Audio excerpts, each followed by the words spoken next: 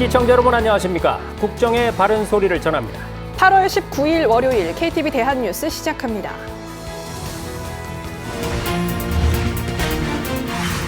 윤석열 대통령이 을지연습 첫날 을지 국무회의를 주재했습니다. 윤 대통령은 전쟁은 언제든 일어날 수 있다며 가짜뉴스 등 북한의 도발에 대응 태세를 강화해야 한다고 강조했습니다. 북한의 회색지대 및 군사적 복합 도발, 국가 중요 시설 타격을 비롯한 다양한 위기 상황을 상정하여 이에 대응하는 통합적 절차를 숙달하는 데 중점을 둘 것입니다. 22일까지 나흘간 진행되는 을지연습 마지막 날에는 전 국민이 참여하는 민방위 훈련도 진행됩니다. 훈련 당일 오후 2시 정각에 공습 경보가 발령되면 가까운 민방위 대피소로 신속하게 대피해야 합니다. 9호 태풍 종다리가 서해상으로 북상하고 있습니다. 태풍이 지나가면 통상 더위가 누그러지는데 이번 태풍은 더 후텁지근한 날씨가 됩니다. 코로나 환자 증가세가 심상치 않습니다. 질병관리청은 8월 말까지 코로나19 환자 증가가 예상된다며 주당 35만 명의 환자가 발생할 것으로 전망했습니다. 네, 첫 소식입니다. 윤석열 대통령이 을지 국무회의를 주재하고 전쟁은 언제든 일어날 수 있다면서 특히 가짜뉴스 유포 등 북한의 회색지대 도발에 대한 대응 태세를 강화해야 한다고 밝혔습니다. 또 8.15 통일 독트린에 대해선 군사적 침략 등 평화를 깨는 방식의 통일 주도를 말한 게 아니라고 강조하고 일각에서 주장하는 흡수 통일론에 선을 그었습니다. 최영은 기자입니다. 초록색 민방위복을 입은 윤석열 대통령이 을지 국무회의를 주재했습니다. 윤 대통령은 먼저 우크라이나 전쟁처럼 전쟁은 언제든지 일어날 수 있고 전쟁의 양상도 과거와는 달라졌다며 대응 태세 강화의 필요성을 강조했습니다. 사이버전은 물론 가짜 뉴스를 활용한 여론전과 심리전이 혼합된 하이브리드 형태로 진행되고 있습니다. 군과 민간의 영역을 명확하게 구분하기 어려운 만큼 모든 구성원이 하나로 힘을 모으는 국가 총력전 태세가 필요합니다. 이어 북한을 전 세계에서 가장 무모하고 비이성적인 위협이라고 진단했습니다. 그러면서 북한의 회색지대 도발, 즉 가짜뉴스 유포와 사이버 공격 등에 대한 차단 등 대비를 강화해야 한다고 밝혔습니다. 자유민주주의 체제를 위협하는 반국가 세력들이 곳곳에서 암약하고 있습니다. 북한은 개전 초기부터 이들을 동원하여 폭력과 여론몰이 그리고 선전, 선동으로 국민적 혼란을 가중하고 국론 분열을 꾀할 것입니다. 윤 대통령은 이번 을지 자유의 방패 연습을 통해 국가 중요시설 타격 등 위기 상황을 상정한 훈련을 진행할 거라고 말했습니다. 특히 올해에는 한미연합 야외기동 훈련을 대폭 확대할 예정이라며 다수의 유엔사 회원국 장병들도 훈련에 참여할 거라고 설명했습니다. 이어진 마무리 발언에서 윤 대통령은 8.15 통일 독트린에 대해 언급했습니다. 윤 대통령은 8.15 독트린에 대해 통일을 전제로 한 헌법을 기본 원칙 삼아 당연한 이야기를 한 거라고 설명했다고 대통령실 관계자는 밝혔습니다. 윤 대통령은 그러면서 자유민주주의 체제로 통일을 주도하더라도 절대 군사적 침략 등 평화를 깨는 방식은 아니라는 점을 분명히 했다고 이 관계자는 설명했습니다. KTV 최영은입니다. 을지 연습과 아울러서 유사시 한반도 방어를 위한 한미 두 나라 군의 연합훈련인 을지 자유의 방패가 시작됐습니다. 그 일환으로 해군이 동해항 인근 해상에서 항공 구조 훈련을 실시했는데요. 해난 구조전대 소속 심해 잠수사가 투입된 훈련 현장을 김현아 기자가 보도합니다. 해상에서 다수의 조난자가 발생한 상황. 구조 지시를 받은 심해 잠수사들이 구조 장비를 싣고 해상 기동 헬기 UH-60에 탑승합니다. 조난자가 발생한 지역으로 신속하게 이동한 후 거센 파도에도 망설임 없이 구조용 인양장치 호이스트를 해상으로 내려 조난자에게 접근합니다. 구조용 바구니를 활용해 안전하고 신속하게 조난자를 구조하며 훈련이 마무리됩니다. 훈련에는 해난 구조전대 소속 심해 잠수사 10여 명과 UH-60 해상 기동 헬기, 고속정 등이 투입됐습니다. 해군은 이번 훈련이 해상에서 재난 조난 사고 발생 시 항공기를 이용해 신속하게 현장에 구조 인력을 투입하고 항공 인명구조 절차와 구조장비 사용법 숙달, 항공기와 심해 잠수사 간 팀워크를 향상하기 위해 마련됐다고 설명했습니다. 조난자를 반드시 구조한다는 각오로 언제 어떠한 상황에서도 국민과 전우의 생명을 지킬 수 있도록 구조작전 태세를 완비하겠습니다. 이런 가운데 오는 29일까지 진행되는 올해 UFS 연습은 지난해보다 한미연합 야외 기동훈련이 확대됐습니다. 야외 기동훈련은 모두 48건으로 작년보다 10건 늘었고 여단급 훈련은 4건에서 17건으로 4배 이상 크게 늘었습니다. 육해공군도 이 기간 다양한 실기동 훈련을 실시합니다. 육군은 한미연합으로 유도탄 대공 사격과 공중 강습작전, 도하 훈련 등을 실시하고 해군은 부대별로 주요 항만 통합 방호 훈련, 종합 구조 훈련, 항만 피해 복구와 함정 탄약 적재 훈련 등도 실시합니다. 공군도 이번 UFS 연습 기간 24시간 실비행 훈련을 비롯해 80여 차례의 야외 기동 훈련을 실시할 예정입니다. KTV 김연아입니다. 오는 22일까지 나흘 동안 진행되는 을지 연습에는 정부 기관과 대기업 등이 참여해서 실제 전쟁 발생을 가정한 국가 비상 상황에 대비합니다. 특히 마지막 날에는 전 국민을 대상으로 한 민방위 훈련도 진행되는데요.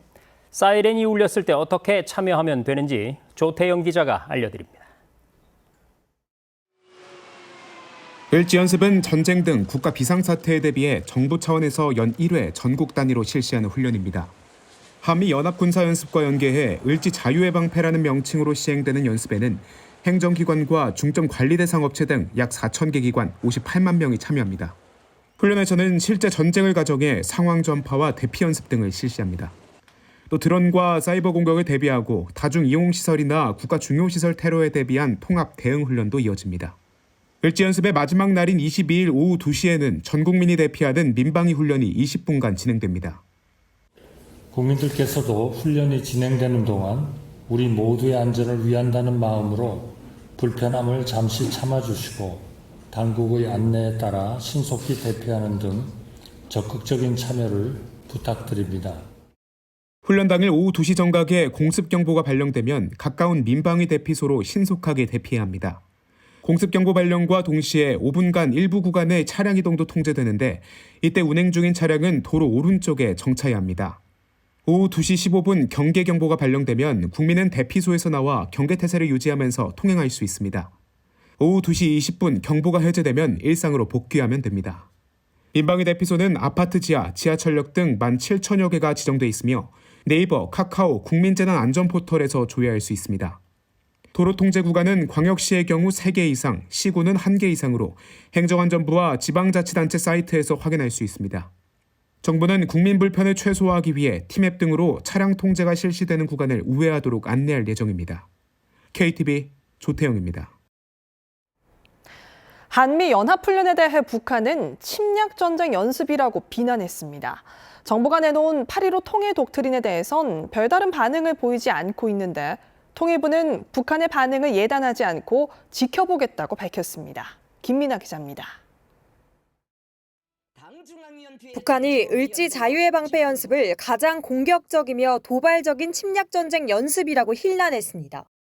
북한 외무성 미국연구소는 관영 매체에 공고문을 내며 아시아 태평양 지역에서 가장 큰 규모의 군사 연습이자 나토 성원국들까지 참가하는 공격형의 다국적 무력 시위라고 주장했습니다.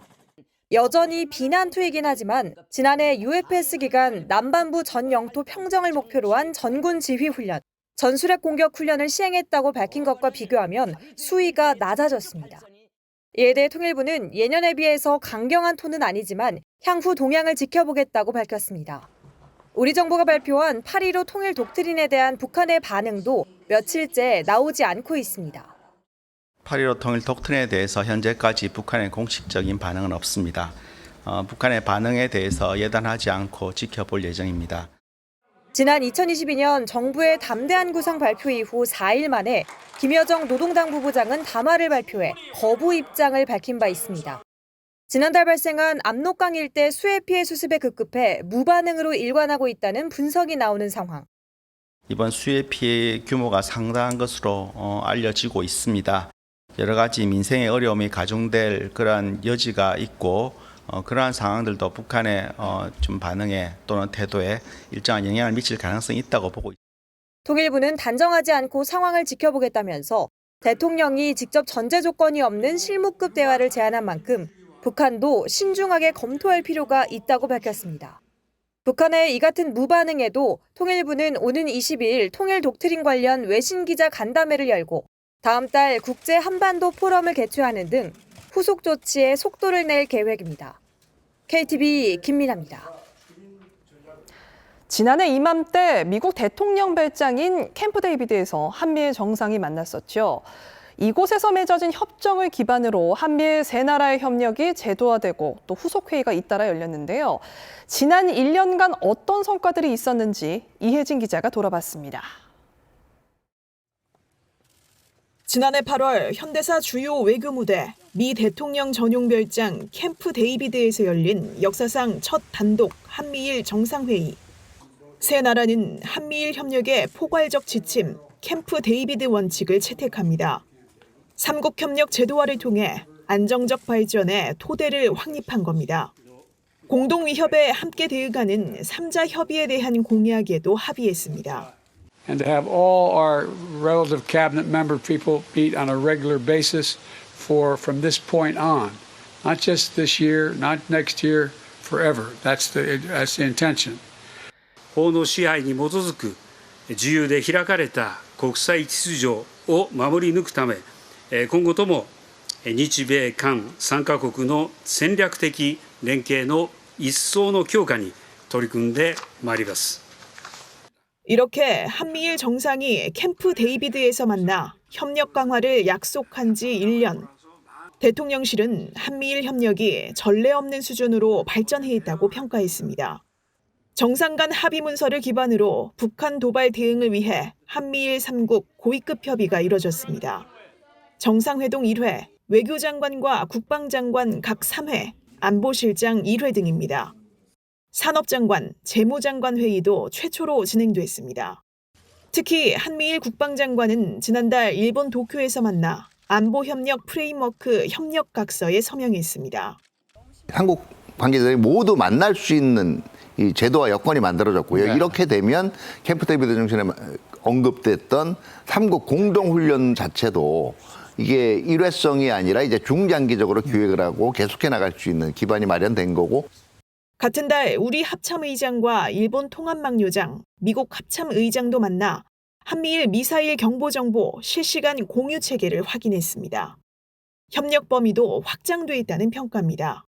기존의 전통 안보 분야에 국한됐던 한미일 협력 범위가 경제, 첨단 기술, 사이버, 개발 협력, 그리고 인적 교류를 망라한 포괄적 협력 단계로 진입하였습니다. 세 나라 간 경제안보 대화는 2차례 열렸고 공급망과 디지털 분야 협력 강화 방안이 논의됐습니다.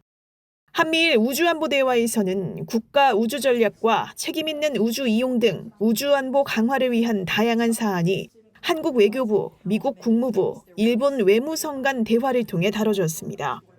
인적 교류와 연구 협력도 다양한 방식으로 진행됐습니다.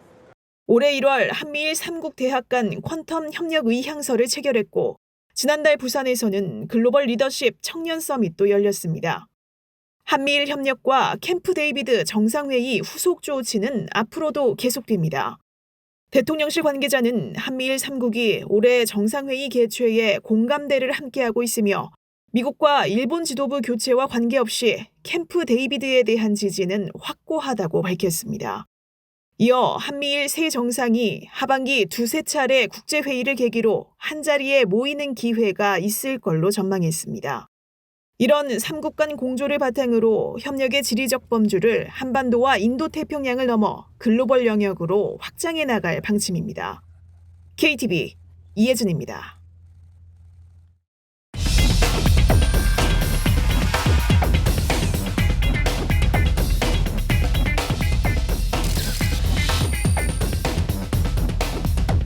뉴스의 맥 이어갑니다. 요즘 폭염에도 불구하고 마스크 쓰는 분들 적지 않게 볼 수 있죠. 코로나19 환자 증가세가 심상치가 않은데요. 뉴스룸에 나와 있는 취재 기자와 함께 현재 상황을 자세히 살펴보겠습니다. 자, 김유리 기자, 코로나 환자가 실제로 얼마나 늘고 있습니까? 네, 코로나19 환자가 빠른 속도로 번지고 있습니다. 우선 그래프를 함께 보시겠습니다. 올해 코로나19 입원 환자 수는 6월 말부터 증가하기 시작했는데요. 지난달 셋째 주 226명에서 이달 둘째 주 1,357명으로 집계됐습니다. 4주 만에 6배가량 급증한 건데요. 확산 속도도 매우 빠릅니다. 8월 둘째 주의 경우 전주보다 55% 급증했습니다. 특히 변이 바이러스인 KP3 감염이 유행인데 지난달 기준 감염 비율 45.5%로 거의 2명 중 1명에 해당합니다. 자, 그런데 특히 걱정되는 점이 고령층을 중심으로 환자가 급속도로 늘고 있는 거 아니겠습니까? 네, 맞습니다. 무엇보다 우려되는 건 전체 입원 환자 중 65세 이상 고령층이 65%를 넘어섰다는 겁니다. 코로나 치명률은 0.1% 수준으로 계절 독감과 유사한 수준이지만 고령층의 경우 치명률이 더욱 높아 각별한 주의가 필요합니다. 질병관리청은 8월 말까지 코로나19 환자 증가가 예상된다며 작년 최고로 환자가 많이 발생했던 게 주당 35만 명 정도였는데 그 정도까지 가지 않을까 예상한다고 말했습니다. 네, 이렇게 코로나19가 재유행하면서 감염이 됐을 경우에 예전처럼 필수적으로 격리를 해야 하는지 아닌지 혼란스러운 상황도 있는 것 같은데요. 이 부분 한번 정확하게 짚어주시죠. 네, 코로나19가 독감과 같은 4급 감염병으로 분류가 되면서 격리 의무는 없어졌습니다. 이에 따라 직장인들의 병가 사용 의무도 법적으로는 사라졌는데요. 즉, 원칙적으로는 코로나에 감염됐더라도 정상 출근을 해야 하고 직장인들이 쉬려면 개인 연차를 써야 합니다. 자, 휴가철이 끝나고 이제 2학기 개학도 시작이 되면 코로나 유행이 더 심각해질 것 같거든요. 치료제 물량 지금 어떤 상황입니까? 네, 코로나19가 재유행하면서 치료제도 빠르게 동인하고 있는 상황입니다. 19일 국무회의에서는 코로나19 치료제 추가 구매를 위한 예비비 3,268억 원이 의결됐는데요. 이는 26만 2천 명분을 구매할 수 있는 금액입니다. 질병관리청은 추가 도입되는 물량을 다음 주까지 전국 담당 약국에 충분하게 공급해 이달 내로 치료제 공급을 안정화할 전망이라고 밝혔습니다. 네, 한동안 우리가 잊고 살았던 백신 접종 10월부터 다시 시작된다고요? 네, 맞습니다. 오는 10월부터 고위험군 위주로 백신 접종이 시작될 예정인데요. 관련 발언 들어보시죠. 특히 이제 접종이 필요한 대상이 누구냐? 고령층, 면역 저하자, 또 감염 취약 시설에 입원해 있거나 입소 환자는 이제 무료 접종이 실시될 예정이고요. 고위험군이 아닌 12세 이상의 일반 국민은 본인 비용, 소정의 비용을 부담하고 예방 접종이 실시될 예정입니다. 네, 끝으로 예전에 저희도 많이 방송을 한 내용이긴 합니다만 기억을 되살리는 차원에서요. 이 코로나 감염을 예방하려면 어떤 점을 주의해야 합니까? 네, 먼저 개인 위생 수칙을 지키는 것이 가장 중요합니다. 흐르는 물에 비누로 30초 이상 손을 씻고 2시간마다 10분씩 환기하는 것이 좋습니다. 의료기관이나 감염 취약시설 등을 방문할 때는 마스크 착용을 해야 하고요. 코로나 확진자 수가 안정세를 찾을 때까지는 다중이용시설 방문을 자제하시는 게 안전합니다. 정부는 학교 집단 감염을 예방하기 위해서 코로나19에 감염돼 호흡기 증상이 있는 학생은 등교하지 않도록 권고하는 내용의 예방 수칙도 발표했습니다. 또 결석 시 출석도 인정하도록 했습니다. 네, 지금까지 코로나19 확산 관련 내용을 자세히 살펴봤습니다. 김유리 기자 수고 많았습니다.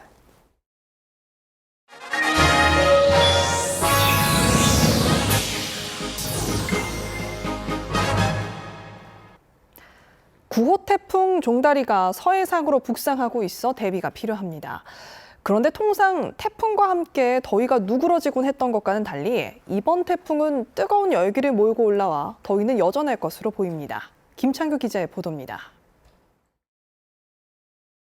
19일 새벽 3시쯤 일본 오키나와 남서쪽 약 360km 부근 해상에서 제9호 태풍 종다리가 발생했습니다. 종다리는 한반도 서쪽 해상을 향해 북진할 것으로 예상됩니다. 이르면 20일 오전부터 제주도와 남부지방 일부가 태풍 영향권에 들 전망입니다. 이에 따라 제주도와 남부지방을 중심으로 많은 비가 예보됐습니다. 제주도와 부산, 울산, 경남에 30에서 80mm, 많은 곳은 100mm가 넘는 비가 내리겠습니다. 호남과 대구, 경북에도 20에서 60mm가 내리는 등 태풍은 전국에 비를 뿌리겠습니다. 종다리의 예상 최대 풍속은 초속 18m 수준, 열대 저기압 중 중심 최대 풍속이 초속 17m 이상이면 태풍으로 분류되는데 종다리는 태풍 기준을 갓 충족한 수준을 유지하다가 21일 새벽에서 오전 사이 열대 저압부로 돌아갈 전망입니다. 통상적으로 태풍이 지나가면 더위는 한풀 꺾이는데 이번 태풍은 더위를 부추기겠습니다. 태풍이 몰고 온 열기로 인해서 야간에도 기온이 떨어지지 않으면서 폭염과 열대야는 지속되겠습니다. 비가 내리는 지역에서는 폭염특보가 일시적으로 완화될 가능성은 있지만 태풍이 끌고 온 남쪽의 덥고 습한 공기로 인해 30도를 웃도는 더위는 계속될 것으로 보입니다. 밤사이 서울의 최저기온이 26.4도를 기록하며 29일 연속 열대야가 나타났는데 가장 긴 열대야 기록을 계속 경신할 전망입니다. 부산과 인천은 각각 25일, 27일째 열대야가 이어지며 최장 기록을 새로 썼고 제주도도 35일째 밤더위가 이어지고 있습니다. KTV 김찬규입니다. 제9호 태풍 종다리 북상이 예상되는 가운데 한덕수 국무총리가 해안가 사전 점검과 선제적 통제를 철저히 하라고 긴급 지시했습니다. 한 총리는 관계부처와 지자체에 해안가 캠핑장, 산책로, 해안도로 등에 재난안전선을 설치하고 방조제 등 주요 시설물의 침수에도 철저히 대비하라고 주문했습니다. 또 태풍 경로에 있는 지역 주민들에게 태풍 대비 국민 행동 요령을 재난 문자 등을 통해 신속하고 상세하게 전파할 것을 강조했습니다. KTX 산천 열차 궤도 이탈 사고 발생 하루 만에 복구가 완료됐습니다. 이번 사고로 인한 피해와 관련해 코레일은 고객들에게 보상 조치를 시행하기로 했는데요. 자세한 보상 내용은 곧 홈페이지를 통해 발표할 계획입니다. 신국진 기자입니다. 지난 18일 오후 4시 38분 서울발 부산행 KTX 산천 열차가 동대구역에서 경주역으로 향하던 중 바퀴 한 개가 궤도로 이탈하는 사고가 발생했습니다. 이번 사고로 별다른 인명피해는 없었으며 경부선 양방향 KTX 열차는 오늘 아침부터 정상 운행하고 있습니다. 하지만 153편의 열차가 최소 20분에서 최대 277분 동안 연쇄적으로 지연 운행하면서 승객들의 불편을 막지 못했습니다. 코레일은 이번 사고로 열차 운행 지연에 대해 사과하고 규정에 따른 지연 배상금과 추가 보상안을 마련했습니다. 보상 조치는 3가지로 구분됩니다. 먼저 열차가 20분 이상 지연된 경우 지연 배상금을 지급하고 대중교통 막차 시간 이후 도착한 경우 열차 승차권과 택시비 영수증을 제출하면 대체 교통비를 추가 지급합니다. 신청은 코레일 홈페이지 별도 배너에서 접수할 수 있습니다. 열차가 2시간 이상 지연된 경우와 운행 중지로 인해 열차를 타고 경주, 울산, 포항역에 도착하지 못한 경우에도 승차권 영수 금액을 전액 환불합니다. 이 부분은 별도 신청 없이 순차적으로 환불 처리될 예정입니다. 다만 현금으로 승차권을 구매한 경우 코레일톡이나 홈페이지 등에서 1년 이내에 신청해야 환불받을 수 있습니다. 좌석 승차권을 갖고도 다른 열차를 입석으로 이용하는 불편을 겪은 경우에는 지연 배상금 외에 추가로 영수금액의 50%를 지급하기로 했습니다. 기타 자세한 사항은 코레일 홈페이지 공지사항 게시판에서 확인할 수 있습니다. 한편 코레일은 국민 여러분께 열차 이용에 불편을 드린 점을 깊이 사과드린다며 관계기관과 협력해 사고 원인을 철저히 규명해 재발 방지 대책을 마련하겠다고 밝혔습니다. KTV 신국진입니다. 청탁금지법상 식사비 가액 한도가 오는 27일부터 3만 원에서 5만 원으로 상향됩니다. 물가 상승을 반영하지 못해 민생 활력을 저하시킨다는 우려가 꾸준히 제기됐었는데요. 최다혜 기자입니다. 서울의 한 번화가에서 35년째 음식점을 하고 있는 신현수 씨. 신 씨는 8년 전 청탁금지법이 시행된 이후 주변 상권들이 많이 어려워졌다고 말합니다. 회식 문화는 많이 줄었습니다. 금지법 생기기 전에는 회식이 매일 있다시피 했습니다. 금지법 생기고 나서 회식도 많이 줄고 장사도 많이 안 됐습니다. 지난 2016년 시행된 부정청탁 및 금품 등 수수의 금지에 관한 법률, 이른바 청탁금지법, 공직자 등이 제공받을 수 있는 식사비 한도를 3만 원으로 정했는데 2003년 만든 공무원 행동강령 3만 원이 기준이었습니다. 이전에도 3만 원은 너무 적다고 생각을 하고 있었고 사람들마다 순수하게 순전히 감사의 의미에서 답례를 드리고 싶은 경우도 있는데 그게 한도가 너무 낮다라는 생각을 했었거든요. 사실 음식을 산다고 했을 때 3만 원이면 충분히 대접할 수 있지 않나라고 생각을 합니다. 일반적으로 세트 메뉴도 다 3만 원 안에서 해결되고 있는 것 같고요. 외식업계에선 20년 전에 만들어진 기준이다 보니 현 시대의 물가를 반영하지 못한다는 목소리도 꾸준히 제기되어 왔습니다. 문제는 식사비 한도가 법 시행 이후에 물가 인상률을 따라가지 못하고 있다는 점입니다. 지금 같은 고물가, 그다음에 고임금, 고금리, 고환율, 외식업은 물론 내수 경제가 굉장히 어렵습니다.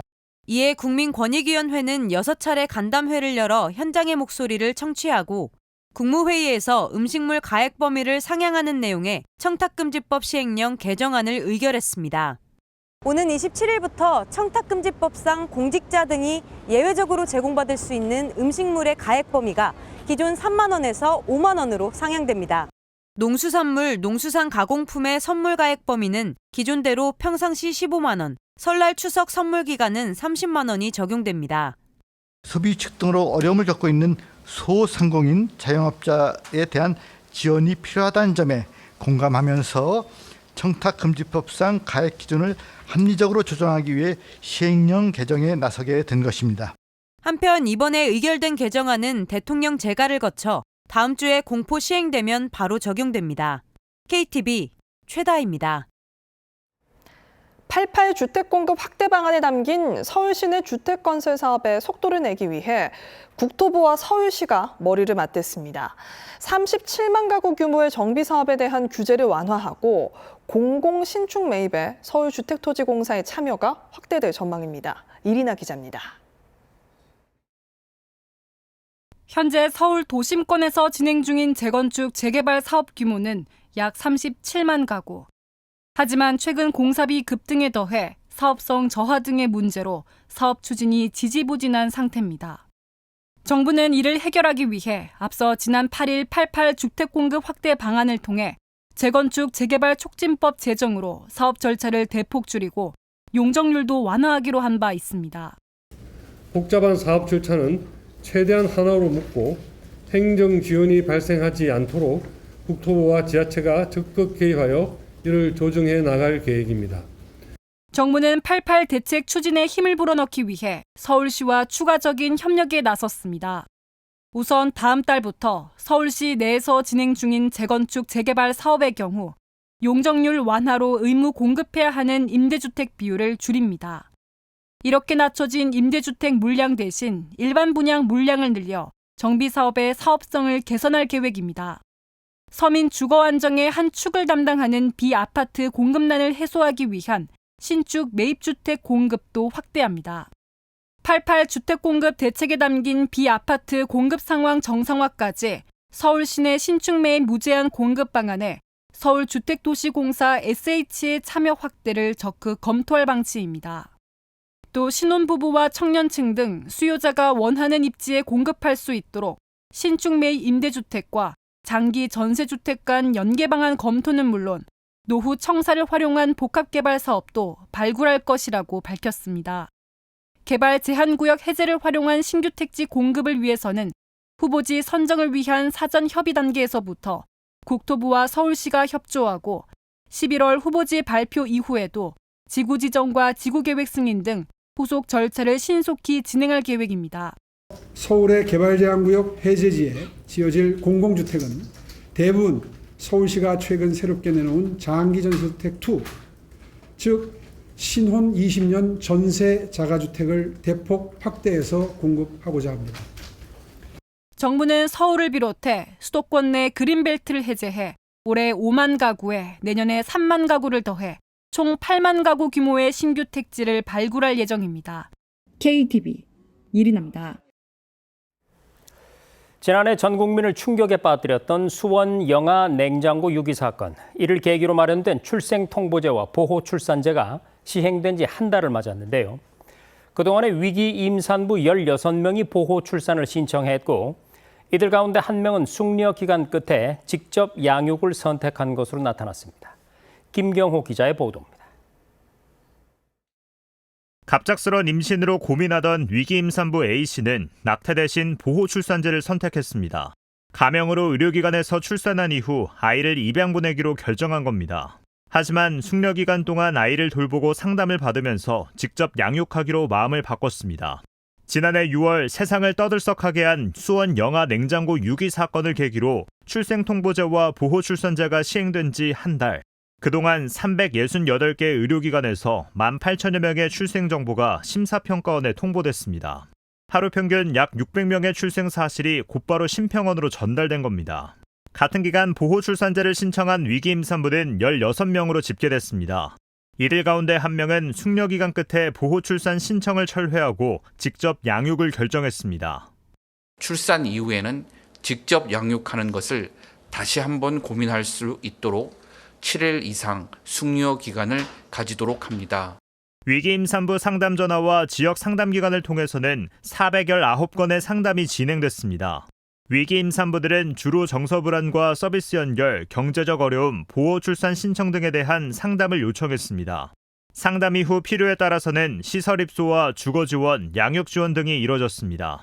어려움에 처한 위기 임산부는 국번 없이 1308을 통해 24시간 전화 상담을 받을 수 있고 전국 16개 상담기관에서 직접 상담도 가능합니다. 정부는 향후 출생통보제와 보호출산제를 지속 보완하고 위기 임산부에 대한 상담과 지원을 강화해 나갈 방침입니다. KTV 김경호입니다.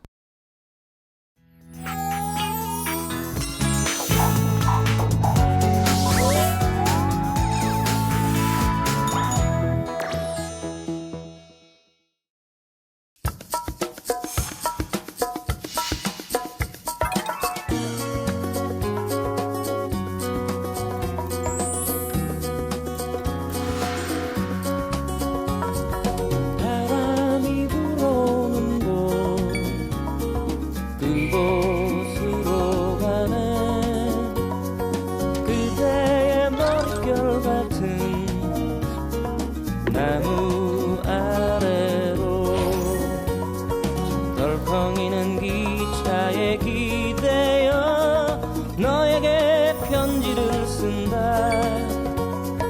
꿈에 보았던 길, 그 길에 서 있네.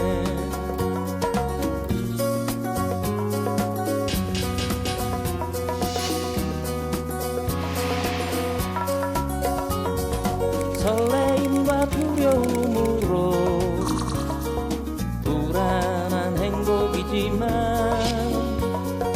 우리가 느끼며 바라볼 하늘과 사람들, 힘겨운 날들도 있지만 새로운 꿈들을 위해 바람이 불어오는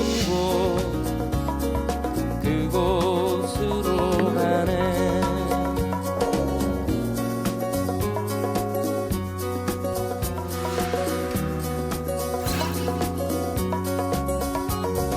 햇살이 눈부신 곳, 그곳으로 가네.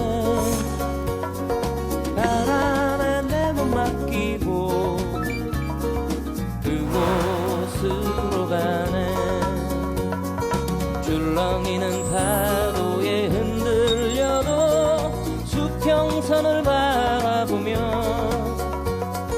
햇살이 웃고 있는 곳, 그곳으로 가네.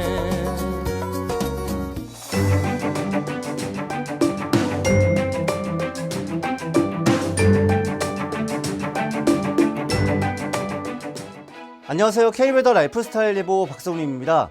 오늘 밤까지 곳곳으로 소나기가 내리겠는데요. 특히 남부지방을 중심으로 짧은 시간 강하게 내리는 곳이 있겠습니다. 내일은 전국 하늘에 구름이 많다가 점차 흐려지겠는데요. 충청 내륙과 전북 내륙, 경북 내륙에는 오후 한때 소나기가 지나겠고 제주에는 아침부터, 전남과 경남에는 낮부터 비가 내리겠습니다. 이 비는 점차 넓은 지역으로 확대되며 수요일인 모레 전국적으로 비가 내리겠습니다. 전국적으로 열대야가 거의 한 달째 이어지며 새벽에도 기온이 25도 이하 떨어지지 않고 있는데요. 서울의 경우 내일 아침 기온 27도 보이며 오늘 밤에도 전국적으로 열대야 현상을 보이겠습니다. 그리고 폭염도 계속되겠습니다. 내일 비나 소나기가 내리는 남부지방을 중심으로는 낮 기온이 오늘보다는 1, 2도 낮지만 그래도 30도를 크게 웃돌겠고요. 서울의 내일 한낮 최고 기온은 36도까지 오르겠습니다. 온열 질환에 걸리지 않도록 물을 자주 드시고 한낮 야외 활동은 최대한 자제하시기 바랍니다. 다음은 자세한 지역별 내일 날씨입니다. 중부지방 구름 많은 가운데 충청 내륙에는 낮 동안 소나기가 지나겠습니다. 인천 28도, 서울과 청주 27도로 아침을 맞이한 후 낮에는 35도 내외로 무덥겠습니다. 동해안 지방 구름 많다가 흐려지겠습니다. 밤사이 열대야를 보인 후 아침 기온은 25도가 되겠고요. 낮 기온은 29도가 예상됩니다. 남부지방도 점차 흐려지겠고 내륙을 중심으로 소나기가 지나겠습니다. 제주에는 아침부터, 전남, 경남에는 낮부터 비가 내리겠습니다. 낮 최고 기온은 34도 내외입니다. 동해는 구름 많겠고 서해와 남해는 흐린 가운데 남해상에는 비가 오겠습니다. 물결은 서해와 남해에서 거세게 일겠습니다. 수요일과 목요일 전국적으로 비가 내리겠습니다.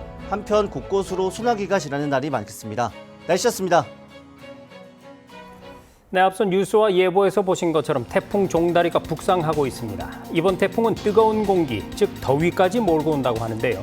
크기가 작은 소형 태풍이지만 그렇더라도 방심은 금물입니다. 주변에 강풍과 호우에 취약한 곳은 없는지 각별히 유의하시기 바랍니다.